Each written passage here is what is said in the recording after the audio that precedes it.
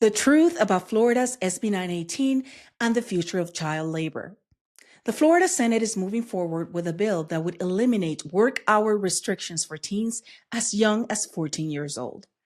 This is a bill that has sparked national controversy. Florida Senate Bill 918, also known as the Employment of Minors Bill. If made into law, this bill could drastically change child labor laws in Florida, rolling back protections that have been in place for decades. In today's episode, we'll discuss what's in the bill, who's behind it, and most importantly, how it will impact the lives of minors in Florida.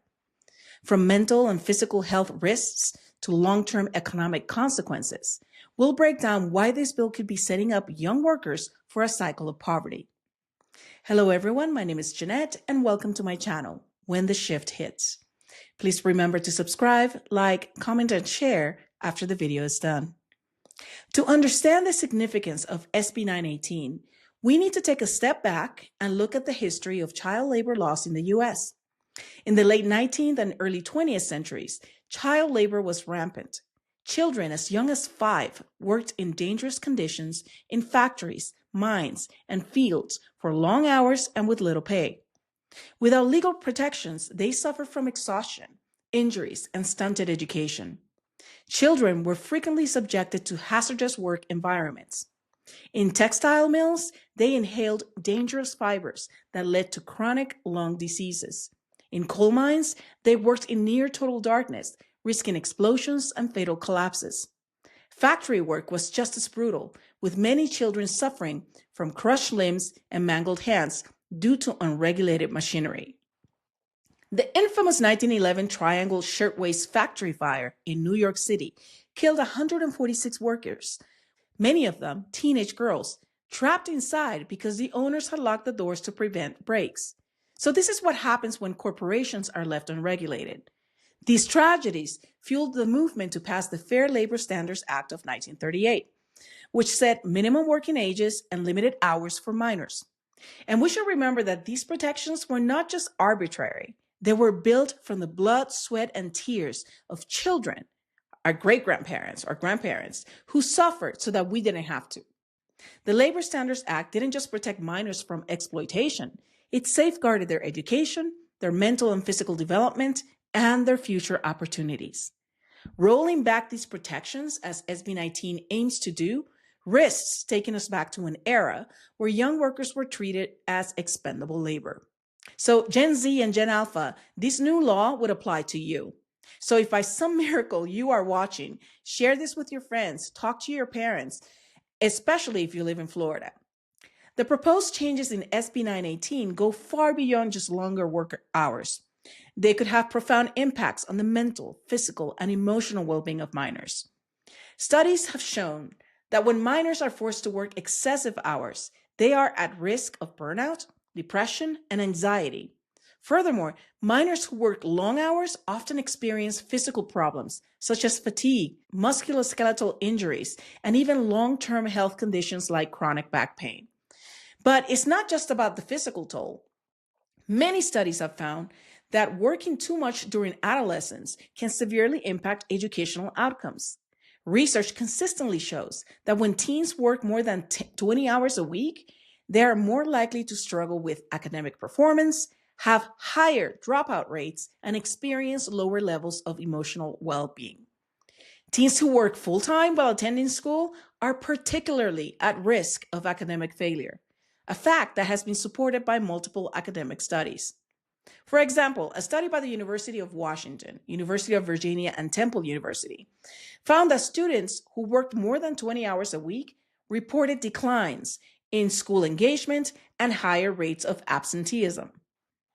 Additionally, history has shown that when children are allowed to work excessive hours, some parents, particularly those that are struggling financially, may push their kids into the workforce rather than ensuring that they stay in school. And while many parents prioritize education, there are always those who may see a child's ability to contribute financially as a necessity, even at the cost of their long-term well-being. Also, let's keep in mind that for many minors, the allure of making money while you're still living at home with minimal expenses can be very tempting.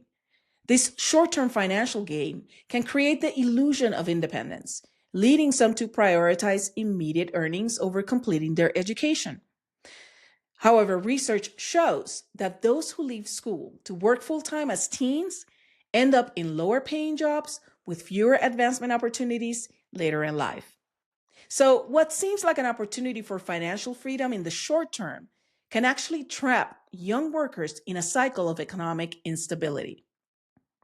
And let me say one thing. I do acknowledge that work can also have positive effects on minors. Having a job can build self-esteem, instill a sense of pride, and foster independence.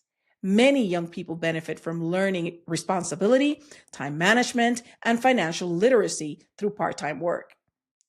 However, the key issue here is balance, is ensuring that work does not interfere with their education, health, or long-term opportunities, which the current bill does. So I'm not advocating teens not working. I welcome it, but they need to be protected. So what is SB 918 and how does it change existing law? This bill is a legislative proposal aimed at amending current child labor laws. Here's a breakdown of the key provisions that are being altered. 1. Longer work hours on school nights. Previously, minors aged 16-17 could not work before 6:30 a.m. or after 11 p.m. on a school night. But under this bill, this restriction is removed, allowing teens to work overnight shifts on school nights. 2. Elimination of work hour limits during the school week. So previously, minors could not work more than 8 hours per day or 30 hours per week while school was in session, unless, of course, they obtained a waiver. But under this bill, these limits are eliminated, meaning that minors can work full-time even when school is in session. We're sabotaging them. 3. Meal break requirements removed. Previously, minors working 8-hour shifts were required to have at least a 30-minute meal break. Under SB 918, this requirement is removed for minors aged 16 and 17, meaning that they could be required to work a full shift without a guaranteed break. That's exploitation. 4. Younger minors working overnight. Previously, only 16 and 17-year-olds had exceptions allowing them to work past the standard labor limits. But under this bill, some minors as young as 14 can work overnight shifts if they meet certain conditions, such as being homeschooled, enrolled in a virtual program, or qualifying for a hardship waiver. And 5, elimination of the waiver system for work hour restrictions. So previously, the Department of Business and Professional Regulation could grant waivers for work hour restrictions.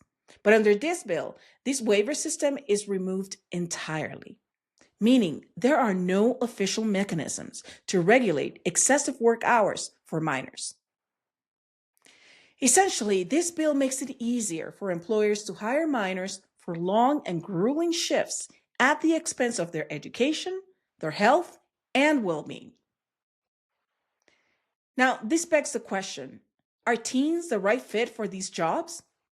One of the biggest justifications for SB 918 is that it helps fill the labor shortage left by undocumented workers, who, by the way, were exploited due to their undocumented status. They were paid poorly, given unsafe working conditions, and offered no benefits or protections. But let's take a look at the industries that are affected. Tourism, agriculture, construction, hospitality, and restaurants. These industries require physically demanding labor, long hours, and specialized skills that minors simply may not be suited for. Agriculture. Farm work is grueling, often requiring exposure to extreme heat, hazardous chemicals, and heavy machinery. Even adult farm workers suffer from high injury rates. For minors, the risk of injury or heat stroke while picking fruit, for example, is particularly concerning.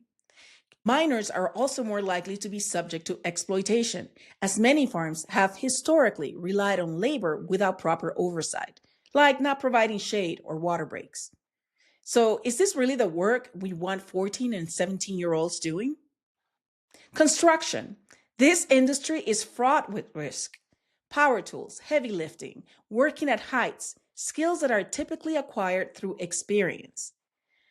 Not something that you expect, a 14 or 17-year-old to know how to do. Additionally, construction sites are dangerous places, and the stress of these jobs can lead to long-term physical and mental health issues. These jobs are just simply not appropriate for inexperienced teens. Tourism and hospitality. These industries, while offering some entry-level jobs, often require minors to work overnight shifts, handle alcohol, or deal with high-stress customer service environments. But let's be real, the vacancies left open by deported, undocumented workers are not those of greeters, caddies, or front desk personnel. Okay, they're the housekeepers, cleaning crews, maintenance workers, gardeners, back kitchen dishwashers, working at laundromats, etc. And restaurants. Many restaurant jobs require minors to handle sharp kitchen equipment, work in a high-stress environment, and be exposed to hot surfaces and dangerous chemicals. Minors are more likely to be injured on the job, and their education suffers when they work long shifts, especially at night. So it's clear that these industries are not very well suited for the majority of minors. Yes, there will be exceptions. Minors who grow up in a farm will likely know how to operate farm equipment safely.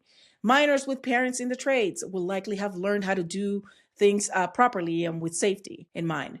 However, the majority of teens don't fall into those categories. Yet SB 918 would open the door for corporations to exploit young workers as cheap labor, putting them at risk for injury and abuse while sacrificing their education. These jobs aren't just bad for their health, they could be setting them up for failure in the future.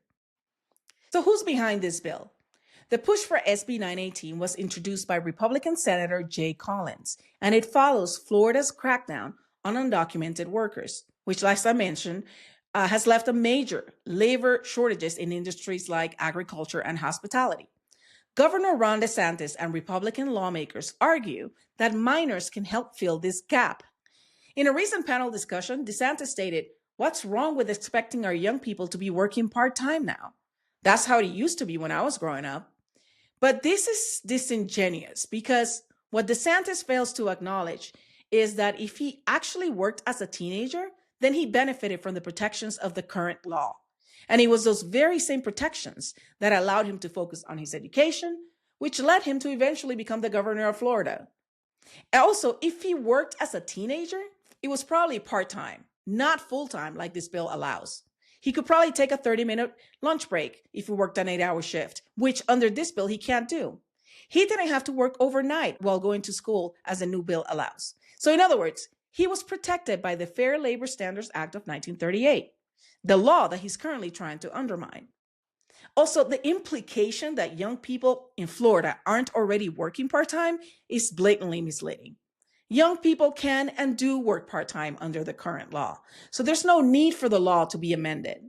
So to be clear, what this bill aims to do is to fill job vacancies left by the deportation of undocumented workers. These are jobs that most adult Americans don't want to perform, so they're priming younger generations of likely low-income minors that may not have even discovered their voice or agency, primed for exploitation. We cannot ignore the broader political context surrounding this bill. This is part of a larger push by the current administration to dismantle safety nets that protect our most vulnerable citizens. We've seen repeated efforts to cut funding for public education, reduce access to healthcare, and undermine social services like Medicaid and Medicare. With this administration's support for private corporations and its blatant disregard for working-class families, the passage of SB 918 would continue a disturbing trend of placing profits over people. And you best believe that none of these senators' children will be taking any of these jobs. So it will be left to low-income minors that will be vulnerable to this type of exploitation. Now, Project 2025, a conservative blueprint that seeks to reshape the federal policy, rolling back decades of progress in social safety nets, healthcare, and education. Although the president said that he knew nothing about it, his administration is following this blueprint to a T. Chapters in the project focus on eliminating federal programs that help low-income families, reducing taxes for the wealthy, and empowering corporations to shape policy without accountability. Hello, Elon Musk. By passing bills like SB 918 at the state level, supporters of Project 2025 aim to create a precedent that could allow for similar legislation at the national level. Once the groundwork is laid in states like Florida, other Republican-controlled states will likely follow suit. So we need to ask ourselves, is this what we want for future generations? A generation of young people who have no options but to work in dangerous jobs for little pay, with no education, no safety net, and no path to a better life? So what can we do about it? Contact your state representatives and tell them why you oppose SB 918. Call Governor Ron DeSantis, Senator Jay Collins, and the other 5 Republican Florida senators who voted in favor of this bill. I posted their contact info as well as links to my sources in the video description below. And side note, not a single Democrat voted in favor of this bill. So keep that in mind for the next election. We must demand that we protect child labor laws and prevent the exploitation of minors. We need to spread awareness by sharing resources in social media. You can share this video. You can help other people understand the dangers of this bill by sharing articles, podcasts, stories that highlight the negative impacts of child labor. And support organizations that advocate for child labor protections. Your voice can make a difference. And we cannot afford to let this bill pass. It's not just about Florida. It's about the future of our children. We must protect them from exploitation, ensure that they have access to education, and guarantee that they have a shot at a better future. Let's stand together and make sure that the mistakes of the past are never repeated. That's it for today's episode. Thank you for watching my channel, When the Shift Hits. If you found this information valuable, please subscribe and tell me in the comments what you think about this proposed bill. Until the next time, stay engaged, keep the hope, and know that you are powerful.